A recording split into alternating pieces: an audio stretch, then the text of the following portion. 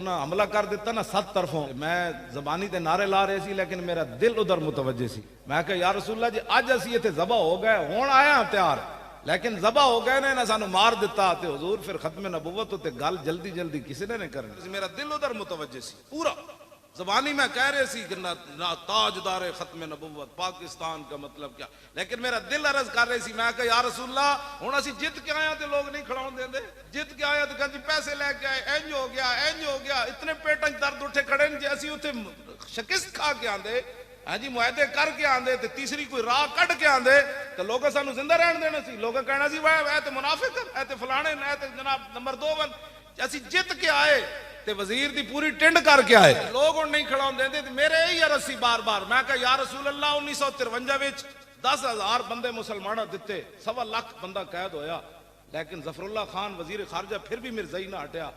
اسی تے 8 دے کے بڑے سستے چھٹے، اسی سارے بھی اتنے شہید ہو جاندے نا تے ختم نبوت دے قانون دے مقابلے دی کوئی حیثیت نہیں سی، لیکن اسی بڑے مسکین سی.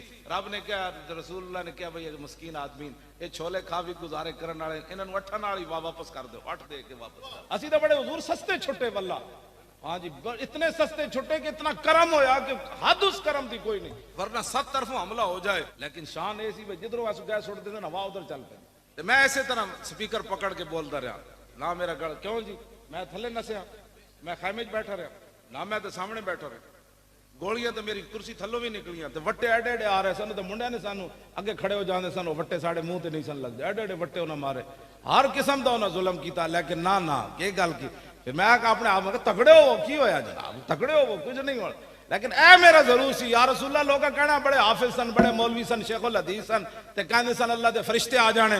تے میں کہا حضور جی اج گل ساڈی کھوٹی ہو گئی نا تے پھر صدیاں تک لوگا تانے ضرور دینے. لیکن اعلیٰ حضرت کہندے ہیں واللہ وہ سن لیں گے فریاد کو پہنچیں گے، اتنا بھی تو ہو آہ جو کرے کوئی دل سے. اے میری اتنے آہ دلوں نکلتی رہی.